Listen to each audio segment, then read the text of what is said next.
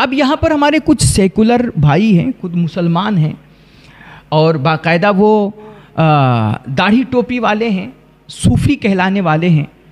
خانقاہ سے جڑے حضرات ہیں. یہ اپنے آپ کو مسلمانوں کا رہنما کہتے ہیں، اور رہنما اس وقت یہ بن کر کے سامنے آتے ہیں کہ جب حکومت ہمارے خلاف کوئی قانون لا رہی ہوتی ہے تو یہ بڑا آگے بڑھ کر کے سب سے پہلے اس کا سپورٹ کرتے ہیں.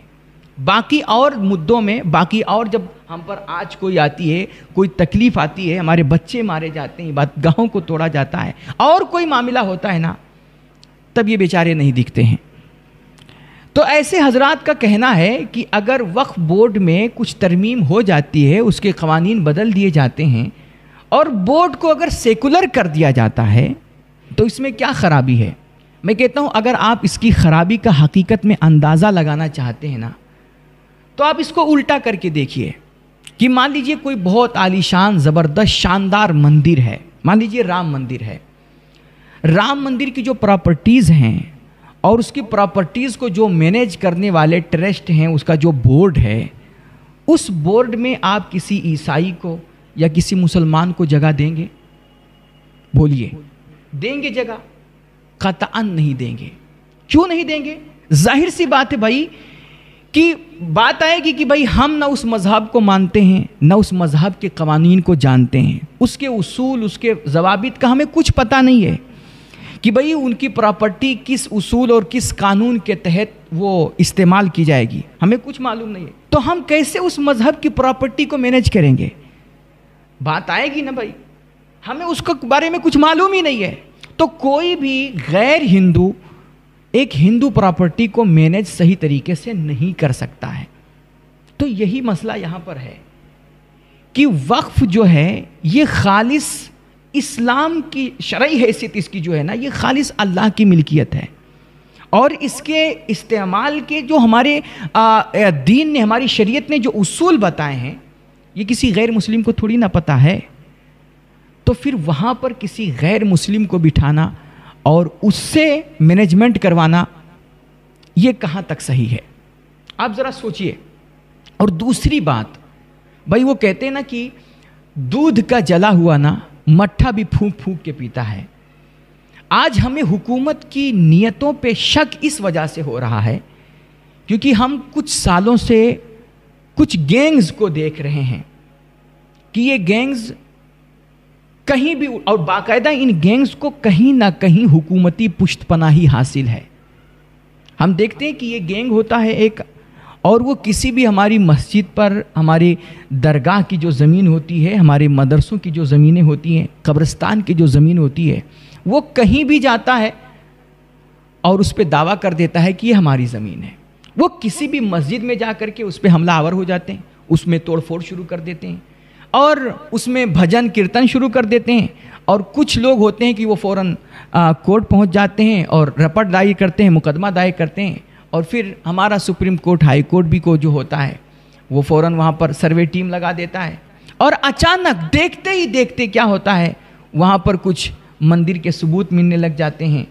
اور کچھ علامتیں، کچھ نشانیاں پائی جاتی ہیں، اور میڈیا اس پہ دن رات پھر ڈیبٹ کرنا شروع کر دیتا ہے،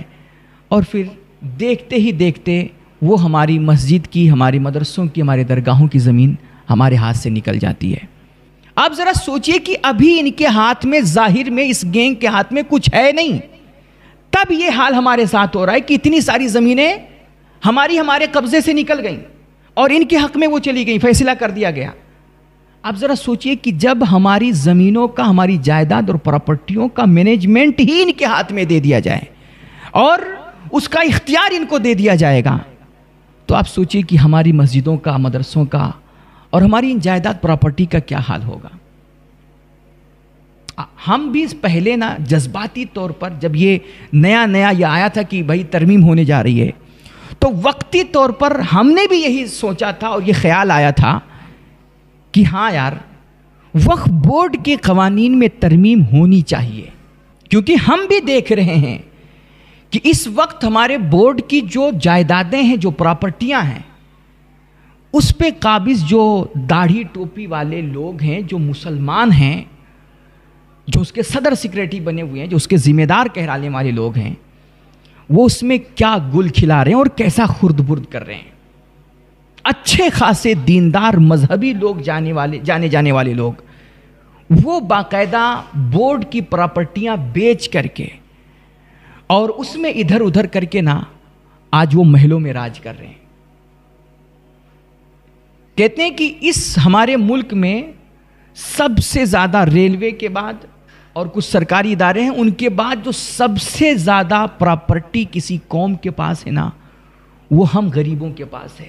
یہ جو بھکاری قوم کہی جاتی ہے نا ہماری آپ کی مسلمانوں کی، اس کے پاس سب سے زیادہ پراپرٹی ہے۔ لیکن فائدہ کیا ہو رہا ہے اس قوم کو؟ اس کو کتنا نفع اس سے حاصل ہو رہا ہے؟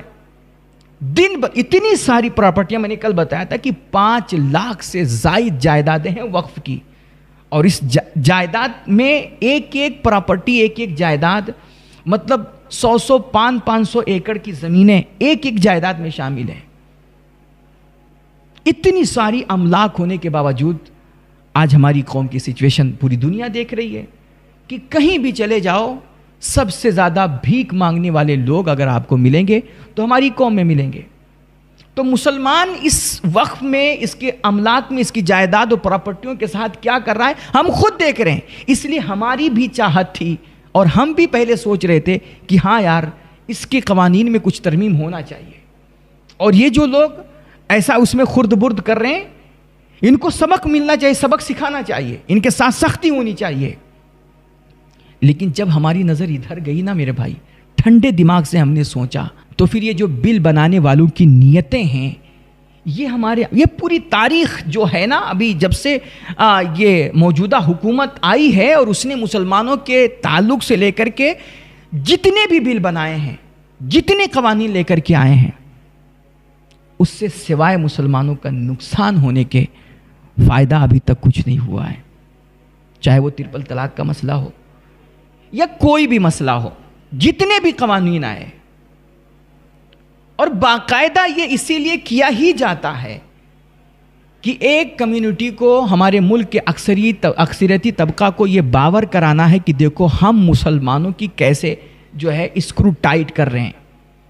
اور ہم ان کو کیسے پریشان، بس ان کو پریشان دیکھ کر کے ایک قوم ہے، ایک طبقہ ہے جو بڑا خوش ہوتا ہے، اور اس طرح ان کا ووٹ بینک بن جاتا ہے۔ بس اس کی وجہ سے یہ سب کچھ ہو رہا ہے۔ باقی بھائی ہماری جائیداد ہے، ہماری پراپرٹی ہے، ہماری ملکیت ہے، تو اس کی فکر آپ کیوں کر رہے ہیں؟ اس لیے میرے بھائی یہ جو قانون میں ترمیم کرنے کی کوشش کی جا رہی ہے، اس کے پیچھے حکومت کی نیت اچھی نہیں ہے، ٹھیک نہیں ہے، بالکل ٹھیک نہیں ہے۔ اس لیے ہمارے وہ جو صوفی حضرات ہیں، خانقاہی حضرات ہیں، ہمارے کچھ مسلمان سیکولر مسلمان بھائی ہیں، میرے بھائی آپ یہ جو 40 تبدیلیاں اس وقف بورڈ میں کرنے کی پیشکش کی گئی تھی، آپ اسے ذرا ایک دفعہ ٹھنڈے دماغ سے پڑھیے، اور خود نہیں پڑھ سکتے تو کسی دوسرے سے پڑھوا کر کے اسے سمجھیے، اور پھر سوچئے